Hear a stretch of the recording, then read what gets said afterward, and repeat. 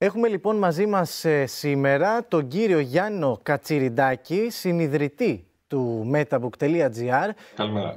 Αν θέλετε να μιλάμε και στον Ενικό, Γιάννος είναι πιο εύκολο. Σας ευχαριστούμε πολύ. Metabook.gr, μια εφαρμογή την οποία έχουμε έρθει αρκετά χρόνια σε επαφή μαζί της. Κάποιοι τη γνωρίζουν, κάποιοι δεν τη γνωρίζουν, δεν είναι κάτι καινούριο, που ουσιαστικά δίνει ζωή στα μεταχειρισμένα μας βιβλία, δίνει ζωή γενικότερα στο βιβλίο. Πόσα χρόνια υπάρχει το Metabook.gr αρχικά? Το Metabook έχει ξεκινήσει από το 2017. Είναι μια πλατφόρμα αγοραπολισιών μεταχειρισμένων βιβλίων, όπου κάθε ένας μπορεί να διαθέσει ένα βιβλίο και το Metabook θα σιγουρέψει πως το βιβλίο αυτό θα βρει τον επόμενο αναγνώστη, κάνοντας όλη τη διαδικασία άνετη και απλή. Πόσοι άνθρωποι ασχολούνται ακόμα με το βιβλίο? Γιατί ξέρετε, ένα ζήτημα που υπήρχε ήταν ότι η τεχνολογία τελικά είναι εχθρός του βιβλίου ή φίλος του βιβλίου. Μάλλον μαθαίνουμε μέσα από εσάς ότι είναι φίλος του βιβλίου ή ότι μπορεί να είναι φίλος του βιβλίου. Πόσοι χρήστες χρησιμοποιούν ουσιαστικά το Metabook.gr μέχρι στιγμής? Αυτή τη στιγμή είναι γύρω στους 160.000 χρήστες. 160.000. Άλλοι είναι αγοραστές, άλλοι είναι πολιτές.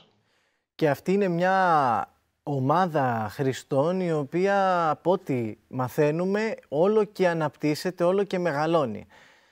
Αυτό σημαίνει ότι κάτι γίνεται σωστά σε αυτή την πλατφόρμα. Σίγουρα εντόπισε κάποιο κενό και νομίζω ότι πέρα από τους ανθρώπους οι οποίοι έχουν τα βιβλία τους και δεν θέλουν να τα πετάξουν ή απλά να τα στιβάξουν στις βιβλιοθήκες τους, υπάρχουν και οι άνθρωποι οι οποίοι έχουν πιο σπάνια βιβλία που πλέον δεν κυκλοφορούν. Έχετε εσείς στο μυαλό σας με στοιχεία τα οποία βλέπετε τέτοιες καταχωρήσεις οι οποίες πηγαίνουν καλά? Ναι, υπάρχουν πάρα πολλές εκδόσεις οι οποίες δεν υπάρχουν πια. Παρ' όλα αυτά έχουν αγαπηθεί από τους αναγνώστες και οι αναγνώστες τις αναζητούν. Αυτές δεν είναι ότι δεν υπάρχουν ακριβώς, απλά κρύβονται στις βιβλιοθήκες των σπιτιών μας. Ακριβώς. Εμείς με αυτόν τον τρόπο καταφέραμε και ξαναφέραμε στο φως αυτά τα βιβλία, τα εξαντλημένα βιβλία, και μπορούν οι άνθρωποι που θέλουν να τα ξαναβρούν να τα ξαναβρούν. Υπάρχουν πολλά παραδείγματα έτσι, και συγκινητικά σε αυτή την περίπτωση. Δηλαδή υπήρξε κάποιος ο οποίος έψαχνε να βρει ένα βιβλίο που είχε γράψει ο πατέρας του. Μάλιστα. Ο πατέρας του είχε και ο εκδοτικός οίκος να πουλήσει όλα τα αντίτυπα του βιβλίου αυτός και ο γιος του ανθρώπου αυτού βρήκε το βιβλίο μέσα από το Metabook. Πώς ξεκίνησε όλο αυτό? Τι σας έδωσε εσάς το έναυσμα? Ακριβώς αυτή η ιδέα ήταν να δώσουμε ζωντάνια στα βιβλία που παραμένουν στις βιβλιοθήκες. Πολλές φορές είναι εκεί πέρα και στέκονται, έχουν διαβαστεί μία φορά ή καμία φορά, αλλά εμείς θέλουμε οι βιβλιοθήκες να είναι ζωντανές. Έτσι. Και φαίνεται ότι δεν είναι μόνο αυτό. Δηλαδή υπάρχουν διάφορες ομάδες ανθρώπων οι οποίες για διαφορετικούς λόγους θα θέλουν να δώσουν ξανά τα βιβλία που έχουν. Ας πούμε, οι γονείς αγοράζουν βιβλία για τα παιδιά τους, αλλά όταν τα παιδιά περάσουν το επόμενο ηλικιακό σκαλί, δεν τα ξαναδιαβάζουν. Νομίζω είναι μεγάλο θέμα και με τα σχολικά βοηθήματα αυτό που χρησιμοποιούνται μόνο μία φορά. Βεβαίως, τα σχολικά βοηθήματα ή αν πάμε και στο πανεπιστήμιο, οι φοιτητές, τα φοιτητικά τα συγγράμματα είναι πάρα πολύ ακριβά. Και οι φοιτητές μπορεί να δυσκολεύονται να τα αγοράσουν. Ενώ από την άλλη μεριά ένας τελειόφοιτος, ένας απόφοιτος, μπορεί να μην τα χρειαστεί ξανά. Έτσι, άρα μπορεί να τα διαθέσει πάλι σε τιμές οι οποίες είναι μισές τις αρχικές ή κάτι τέτοιο, και με χαρά οι καινούργιοι φοιτητές τα αγοράζουν και κάνουν τις σπουδές τους. Οι τιμές κυμαίνονται περίπου στο μισό, δηλαδή.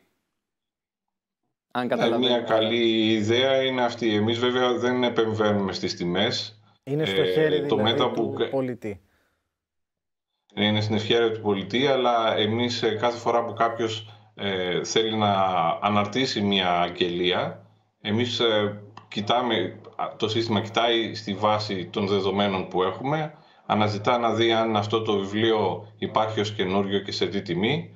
Επίσης κοιτάει να δει αν κάποιος άλλος το διαθέτει και σε τι τιμή, με τι κατάσταση, και αναφέρουμε όλα αυτά τα χαρακτηριστικά σε αυτόν που αναρτά την καινούργια αγγελία, και αυτός θα συνεκτιμήσει, ανάλογα βέβαια και με την κατάσταση που είναι το βιβλίο του, την οποία θα την αναφέρει και αυτή, να βάλει μία τιμή. Αφήνουμε δηλαδή την αγορά να δουλέψει ελεύθερα. Ουσιαστικά, κατάλαβα. Έχετε κάποια εικόνα, έναν αριθμό μεσοσταθμικά, πόσα βιβλία έχουν διακινηθεί μέσα από την πλατφόρμα σας μέσα σε αυτά τα χρόνια? Μεσοσταθμικά, αν θα μπορούσατε να πείτε. Πρέπει να είναι τεράστιος ο αριθμός. Αυτή τη στιγμή έχουμε γύρω στις 500-600 βιβλία προς διάθεση. Αυτή τη στιγμή που μιλάμε. Κάθε μέρα μπαίνουν αρκετά εκατοντάδες βιβλία, και το χαρακτηριστικό είναι ότι για κάθε 10 βιβλία που μπαίνουν, γύρω στα 4 ή 5 πωλούνται. Να ρωτήσω κάτι. Σχεδόν, την ίδια. Όταν ξεκινήσατε και είχατε αυτή την ιδέα, γνωρίζατε ή γνωρίζετε σήμερα αν υπάρχει κάτι αντίστοιχο στο εξωτερικό? Υπάρχουν σε άλλες χώρες τέτοιες προσπάθειες, αλλά κάθε χώρα έχει διαφορετικά χαρακτηριστικά. Είναι διαφορετικός ο τρόπος με τον οποίο ένα βιβλίο μπορεί να φτάσει σε άλλα χέρια. Είναι διαφορετικοί τρόποι πληρωμής, διαφορετικοί τρόποι αποστολής. Για παράδειγμα, γνωρίζω, δεν ξέρω αν ισχύει ακόμα, αλλά μερικά χρόνια πριν ίσχυε, στο γερμανικό κράτος, ας πούμε, τα αντίστοιχα ΕΛΤΑ επιδοτούσαν την αποστολή ενός βιβλίου. Γινόταν μόνο με 1 ευρώ, εφόσον το δέμα ήταν ανοιχτό, ώστε να φαίνεται μέσα ότι υπάρχει βιβλίο. Άρα το γερμανικό κράτος το ίδιο επιδοτούσε αυτή την ανταλλαγή βιβλίων. Και κλείνοντας, επειδή μας πιέζει ο χρόνος, θα μπορούσατε να χαρακτηρίσετε τους Έλληνες βιβλιόφιλους εν τέλει? Ο σκοπός μας είναι να γίνουν. Έτσι, αν το βιβλίο γίνει ξανά πολύ οικονομικό, οι άνθρωποι μπορούν πάλι να τα αγοράσουν εύκολα και να τα διαβάζουν. Και να κάνω κι εγώ μια ερώτηση που έχω στο μυαλό μου. Ναι. Ουσιαστικά υπάρχει κάποιο όραμα, κάτι παραπάνω που θέλει να δώσει το MetaBook αυτή τη στιγμή, από αυτό που δίνει αυτή τη στιγμή? Υπάρχουν κάποια σχέδια για τη MetaBook, για την εξέλιξη? Για το μέλλον. Ο σκοπός, το όραμά μας που είναι στο MetaBook και βασίζεται στα βιβλία, είναι η επαναχρησιμοποίηση. Είναι η κυκλική οικονομία. Είναι να ανακαλύψουμε το πλούτο που έχουμε μέσα στα σπίτια μας, ο οποίος μένει στάσιμος, και όταν είναι κάτι στάσιμος πάβει να αποτελεί πλούτο, και εφόσον δεν το χρειαζόμαστε πια, να το διαθέσουμε πάλι. Έτσι, με αυτόν τον τρόπο μπορούμε να αποκτήσουμε καινούργια πράγματα ή πάλι παλαιά, έτσι, που τα χρειαζόμαστε και κάποιοι άλλοι δεν τα χρειάζονται. Δόξα τω Θεώ, έχουμε πάρα πολλά πράγματα μέσα στο σπίτι μας. Οι περισσότεροι φαντάζομαι από εμάς. Μερικά σπίτια δεν χωρούν τα πράγματα που έχουν. Και αυτά τα πράγματα μένουν αναξιοποίητα. Ευχαριστούμε πάρα πολύ που ήσασταν μαζί μας. Και εγώ σας ευχαριστώ. Καλή συνέχεια με το έργο σας. Να είστε καλά.